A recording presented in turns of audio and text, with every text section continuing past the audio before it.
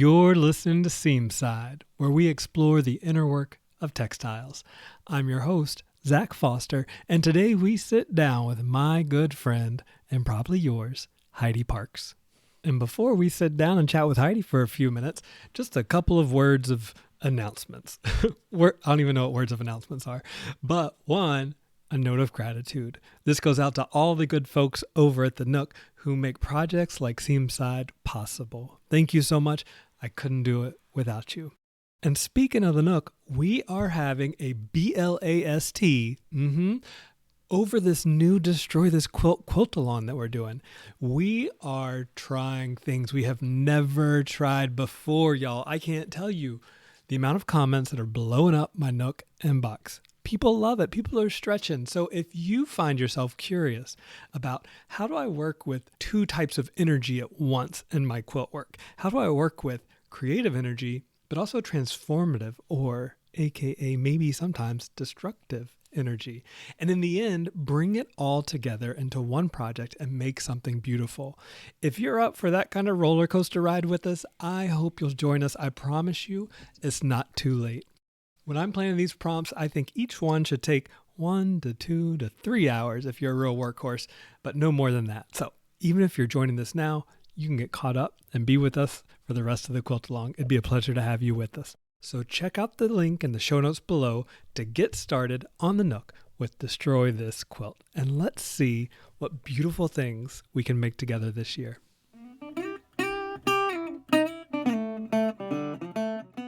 By now, you've probably heard that our good friend Heidi Parkes is the 15th artist in residence at the Pfister Hotel in Milwaukee, Wisconsin.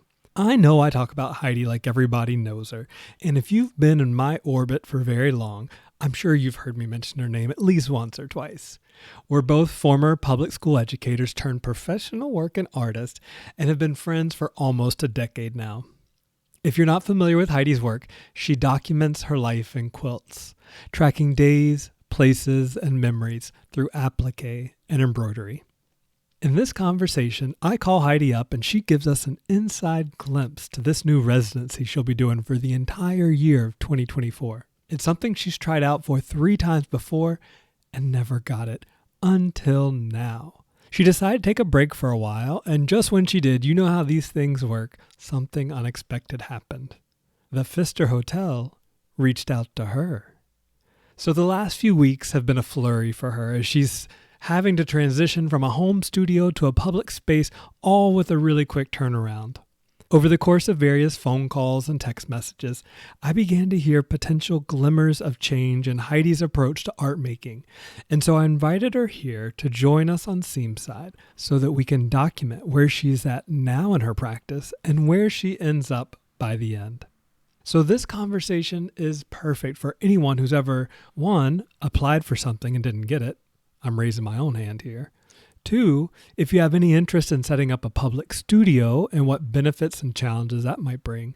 Or 3, are you looking for a creative transition in your own life? I hope you enjoyed this first installment of Heidi at the Pfister. I'm wondering, Heidi, how you would set up this conversation for us. Would you like to talk about your studio practice and what it's been like up until now? I would love to. And I love your inspiration to create a podcast diary of this experience. As you know, I love to work with diary quilting and tracking things. So this will be a very special document to be able to look back on in time. To get you up to date with my studio practice, I was a high school art teacher for 9 years. And then I shifted into being a quilter in 2014. So I've been doing this now for nearly a decade. My studio has always been a home studio, and I have very much enjoyed that as an element of domesticity and purposefully maybe even highlighting or leaning into that home studio element. There are a lot of things from my house that I trace or that I depict in my quilts, and I enjoy quilting on a couch or in a cozy, comfortable chair. One of the top things that drew me to quilting and away from my previous practice with ceramics and painting was that I could be in a living room and wear regular clothes or sweatpants and not have to worry about making a mess. And so, one of the really interesting things that I'm looking forward to with this residency is the shift from a private home studio to not only a studio outside of my home, but also a public kind of a fishbowl studio. Oh, and Heidi, I want to dig into that with you here in just a minute. But first, what are we even talking about? Because I see this beautiful blue wall behind you. Where are you and how did you land here? The Pfister Hotel is one of the most beautiful, historic, iconic hotels in Milwaukee, and they have an artist residency. When I first moved to Milwaukee and I was trying to get my finger on the pulse of the art scene here in the city, this was one of the first places that was easy to find as a hub for art. At the time, Todd Mrazinski was the artist in residence. And during that year, he was extremely friendly and welcoming, kind of like an ambassador to the city with this role as Pfister Artist in Residence. The residency itself is a room, pretty large room, on the main floor of the hotel. And the artist gets to both display work in a gallery setting as well as make work. And they're there a lot. We're required contractually to be here about 30 hours every week and to have the doors open, letting people come in at least 10 hours a week. Heidi, you just got yourself like a almost full-time job. You're a working girl.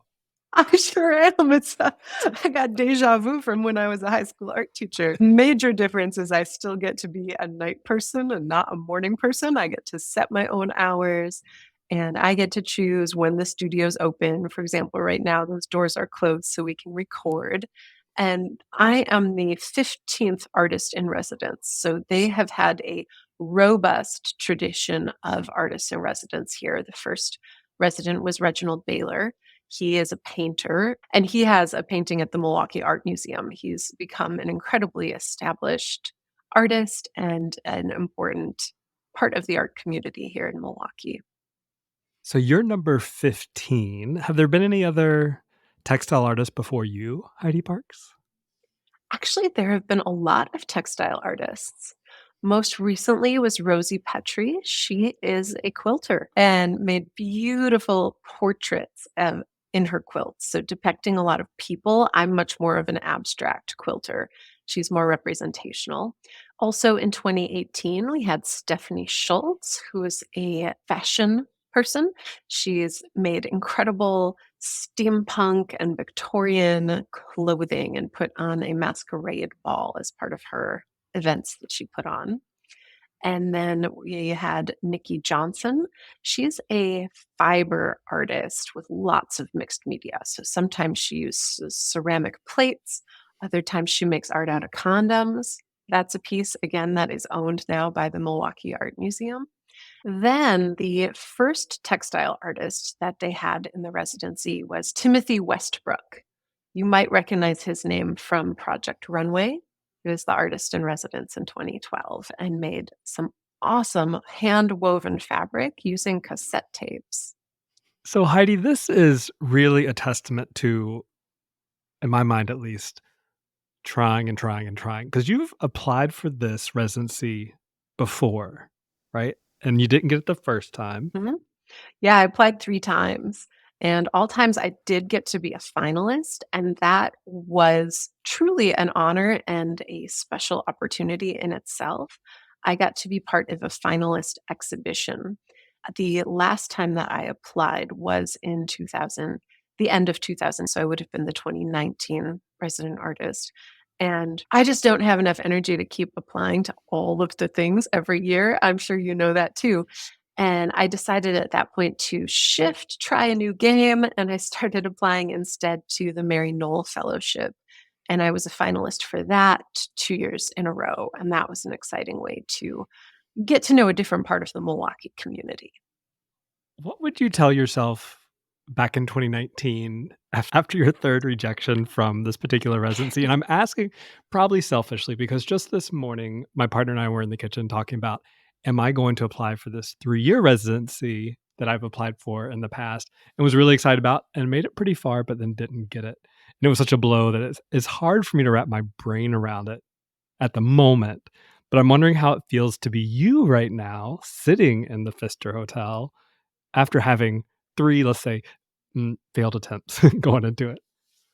They were failed attempts, and especially when they selected a different quilter, I had thought, "Maybe they're just looking for something different from what I bring to the table," and I think a big part of how I've been successful as an artist and able to pay my bills full time is that, I throw stuff against the wall and I see what sticks, and if this is something that's not sticking, better to divert, put my energy elsewhere.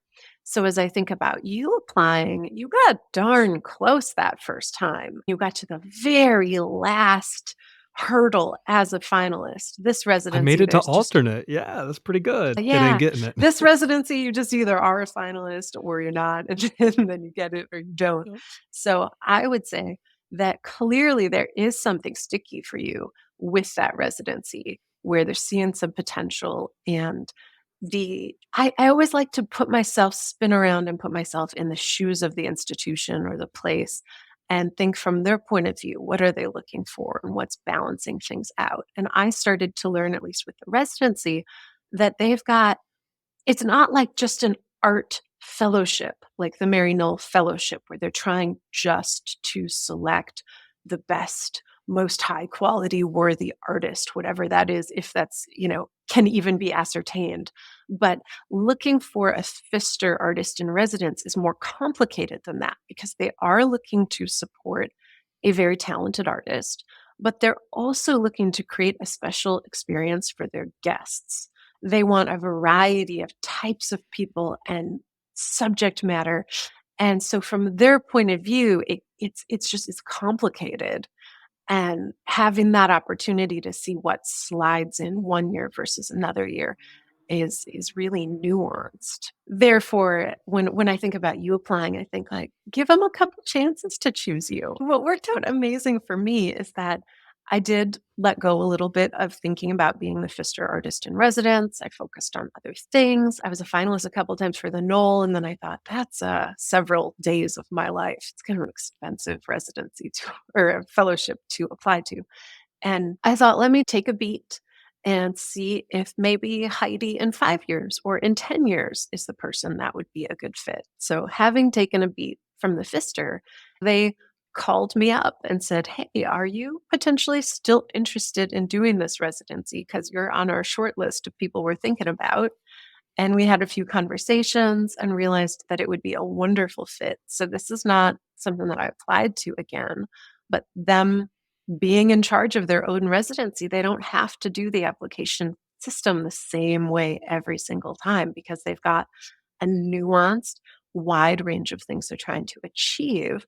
So potentially waiting, like you're dating and someone calls, and then you can't always be the one calling. You can't be in the blue with the text messages all the time. So take a moment and see if that residency you're interested in, do they reach out to you? Do they think of you sometimes for other things? And if so, you're playing that dating dance of continued interest. And Heidi, that's something that just brings me so much joy when I think about this for you because you have worked so hard and applied for so many things. And for them to come to you in this situation, it's just beautiful. Now, I've seen the pictures of the Pfister Hotel, but you've walked through it. Can you kind of just give us a quick walking tour from the front door to your studio? Oh, yeah, it's really a magical place. You walk in, they have big gold, beautiful doors. It's a tall stone building. And then you kind of notice out of the corner of your eye that there's a tower growing out of that big stone building. And that's the newer section that was built in the 60s or the 70s. And once you open the doors, immediately you're greeted with a fireplace and people relaxing in the lounge. There might be a live piano player happening. You go in a little deeper, and to your left is a pink marble staircase with two lions greeting you at the entrance of the staircase.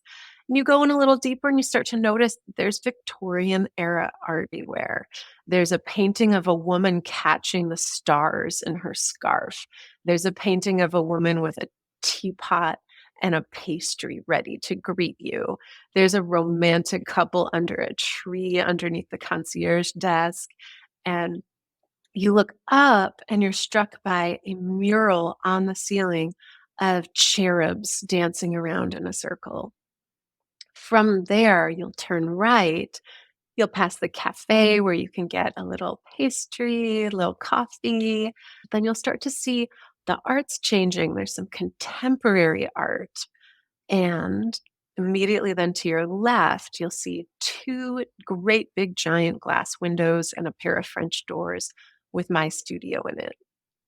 And not just your studio, but your name. Yes. And like, I don't even know what you call those kind of letters, but like cut out of something and installed in the wall. It's Oh, yeah, permanent gold professional. letters. It's professional. I'm just saying. Heidi Parkes, all capital letters over that door.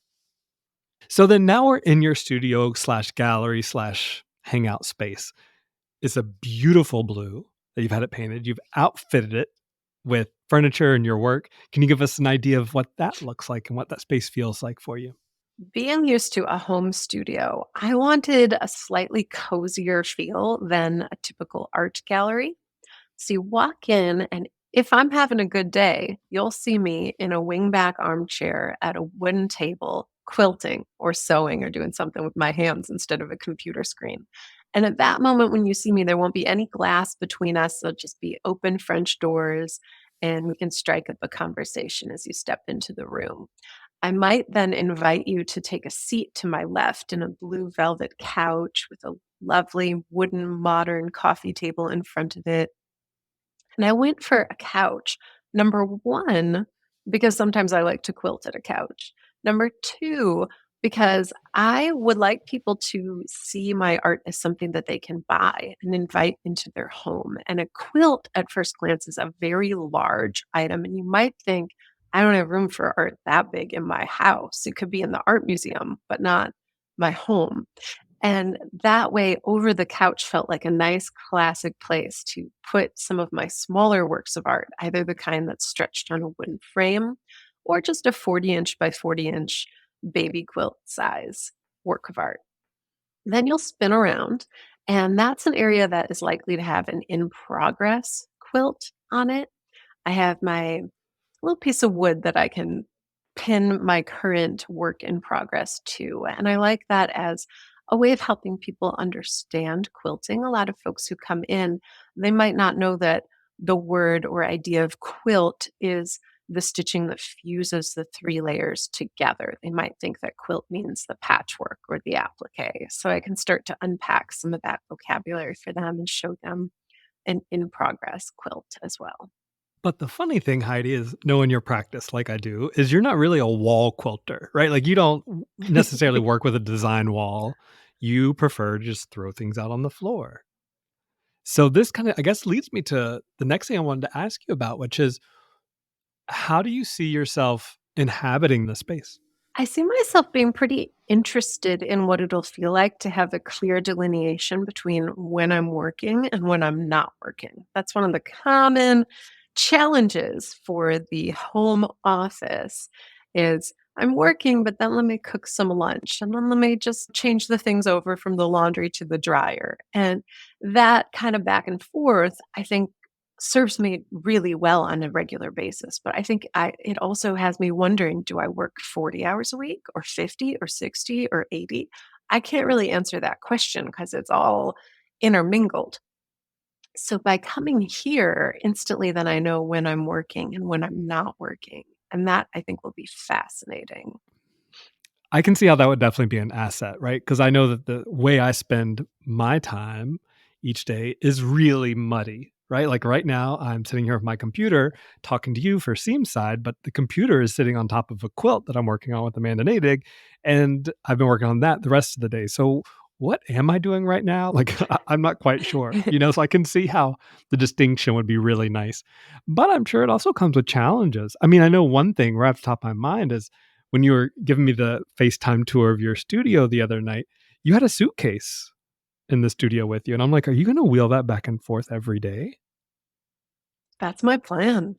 It's a little bigger than an overhead carry-on suitcase, but definitely smaller than the kind of suitcase I take when I visit you in New York. Yes. So, it seems easy to me to have one place where I put all the stuff instead of a backpack and a tote bag and something else, as well as I don't look out of place in a hotel with a suitcase. It just That's rolls right true. on in like, so it's a very fitting object to have with me. And I'm starting to create more and more duplicates of things that can be in the studio versus at home. I want to continue to be ergonomic with my arm. And to do that, I bought a separate detached keyboard for my computer so that I'm not doing that laptop thing all the time. And the residency is allowing me to do that. They pay me a wonderful stipend to be here. I figured if I spend a month or two worth of my Pfister income on making this an elegant, seamless, easy place to work, that can solve that problem and it's not a roadblock anymore. Today, I just installed a mini fridge because I am a fan of my sparkling LaCroix water. But to the point that I spend a lot of time cooking when I'm at home. Something cool that I get to do here is they provide food for all of the staff. Everyone who comes in and works, they do not have to pack a lunch. They have a fresh, hot, cooked meal every time they come in. I've had delicious like, corned beef meal, potato leek soup. It's a cool surprise to go in and wonder what the special meal they've prepared for me. Yeah, I often think that one of the things about going on residency that's just so liberating to like allow me to access my creative bandwidth is just not having to think about food, right? Because those are three decisions every day that occupy, at least in my mind, quite a bit of space, which is why I tend to eat the same things over and over and over. And it was also why my least favorite question of the day is when my partner comes in the room and says, "What's for dinner?" And I'm like, "Oh, no, I'm not thinking about food." So good. I'm glad they're feeding you well. But Heidi, this is my question for you. We have been on the phone a number of times talking from this very space, and all of a sudden I hear you start talking to someone who's walked in the studio. And I'm like, y'all, let me just hang up the phone. Heidi can call me back. How do you see this public interaction impacting, influencing your creative practice? Oh, I think it's really cool, and I think that's one of the things that they knew about me that made them think Heidi could be a good fit for this year, is that it's not just about the art, but one of the things that they were saying is Heidi can work clean, that I can have a studio, but then I can shake someone's hand, or I can be in the middle of making something and I can drop my needle halfway through stacking up my running stitches in a way that someone painting or pouring resin just can't be attentive to the patrons at the hotel who come in. So there's some cool advantages. It's so easy for me to spend the entire day working on the computer and not sew. And the fact that if a guest comes in and I'm at the computer, I have to stop everything. But if I'm sewing, I can keep sewing and engage with them simultaneously.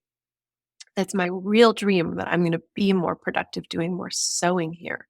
That said, on Saturday night, I was here into the wee hours and it's like a bustling time. It's been fun to learn that for a lot of folks, the Pfister Hotel is a local hangout. There's all these possibilities for where you can go. And it's fun to see them be delighted that among the things that are available for them in their evening is popping in here, seeing some art, and engaging in a rich conversation. And so, partly, even though I was doing computer work, when people came in, I was so pleased to just turn that laptop lid down and chit chat. There were two cousins who came in, and we must have talked half an hour. And they got so interested in the quilts and the techniques. And then once I started talking about diary quilting, they were fascinated by the ideas around cognitive reframing that I use and using that psychological storytelling tool to create something new. And it was an engaging, delightful conversation. And then when they left, I went back to working on module 2 for my quilt making course that I'm teaching online right now. I felt really re-energized and invigorated. And not every interaction takes that long. A lot of people come in and out in 5 minutes. And in that type of interaction, it's also fascinating because a lot of times they'll say which quilt is their favorite. And it's been so interesting to see that there's a common thread there. There is a quote, best quilt in the room right now. Which one is it? Magical Thinking Attempt number 8. And it's a black quilt with a lot of white on it. And it's a love story quilt that I made about my partner Bo and I when we had our 3-year anniversary. And now we've been a little more than 4 years together. So there's some nice space between when I made it and where I'm at now. And yet writing my artist statement for that quilt is sometimes challenging because I feel like I want to talk for 2 hours to help explain the quilt. But having that conversation in 5 minutes with someone who walked in is really helpful for me becoming more succinct, understanding the things that resonate with folks.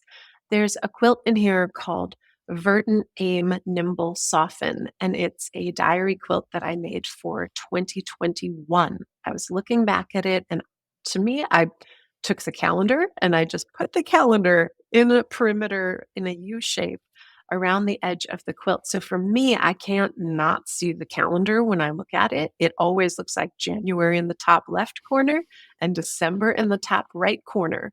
And there are a lot of people who look at it and ask me a question and say, how interesting. And then I say, oh, well, it's about 2021. You see January over here. And they, what? Like the amount of people who don't see the calendar, discovering that I wasn't hitting people over the head visually with that. I feel like the calendar is an archetype in my quilts at this point. There's calendars in probably half of them. So even my dedicated fans, they probably see the calendar. But to know that an ordinary person off the street doesn't see that and get to ask them in real time is just invaluable knowledge at the way my quilts are hitting viewers and how to then create a deeper relationship with viewers and how to talk about my work. So every time I get someone popping in and asking me, it's not a waste of time or a loss of time. I feel like it's really deeply valuable information that I get to take home with me. And then maybe I can be more efficient when I'm doing all that writing on the computer. What's something you're hoping to get out of this year at the Pfister? I think, like I said before, I'm hoping that it's going to be a great defender of me spending time sewing. That's part of why I was already doing my quilt making course this year. And so those two things stacked on top of each other feels like I'm going to sew more large quilts this year than I have in a long time. And I'm so excited about that. I also hope to become more articulate this year. I know from just talking to some of the past artists in residence that they say all the time that it gave them more confidence, more language skills. So learning about that. Me Hold on a and the second, mold. Heidi. Remember Mm, that thought. yeah. It's funny to hear you say that, Heidi, because I quote you all the time, especially on the Nook when we're in sewing circle and things like that. We got on the topic recently of like elevator pitches and like how to represent yourself in a very pithy way to people and represent your work. And I always quote you. I say, I hear Heidi's voice in my head saying, always talk about your work. Never miss an opportunity to talk about your work because every time you're forced to articulate what you're working on, it gets a little smoother, a little more polished, and you see it a little more clearly. And so to hear you say, "Oh, I hope to become more articulate," oh, we've all got our work cut out for us. Oh, I love that. It's so cool seeing which quotes resonate. And yeah, that wasn't even the one I thought you were going to say. Oh, interesting. What do you think I was going to say? I thought you were going to say about how if I am out in public and someone asks me what I do, if I want to talk our ears off, I tell them I'm a quilter. But if I want a little privacy, I say I'm an artist and they leave me alone. That's the other Heidi quote I share with people. Mhm. We still got, well, no, I'll save that story for another time. Okay. There was one more thing that you're hoping to get out. I'm hoping that this residency will embed me a little more deeply in the Milwaukee art community. There are so many different ways to get the word out about who I am. And one that's been easy the last few years is Instagram. There's so many people there. And it was earlier on easier to connect with the quilt world than the art world. And so now I've been catching up with the art world. But to be able to connect more locally with the Milwaukee community in particular. I've never been one to shy away from gallery night. The connections that I can't yet even imagine that are part of my local community. I feel very enthusiastic about that this year. And we'll circle back. I mean, who knows how many times between now and the end of your residency you and I will talk. But I'm really curious to witness both in private and public conversations how this experience is shifting and molding and shaping your trajectory as a professional artist. We're talking now because you're getting ready to have your first big public event coming up this week, right? Yes, this Friday is gallery night, technically gallery night and day. They happen 4 times a year in Milwaukee: January, April, July, and October. And the city's abuzz, and I am just beside myself with excitement to have them come here in the studio. I'm also going to be exhibiting at the Walker's Point Center for the Arts on the South Side. And in that exhibition, it's called Future Fibers. And it's got some incredible peers of mine in the fiber art realm. And to be able to say, hey, if you want to see one more quilt from me tonight, head on to that gallery night. It just allows me to keep making those connections and interactions around the city. All right. Well, we'll check in with you, Heidi, and we are rooting for you this year at the Pfister. Thank you so much for taking a few minutes to share with us where you're at now, and we look forward to seeing where you go from here. Thank you, Zach. It was so fun to make this official diary entry for the beginning of the year. I look forward to more.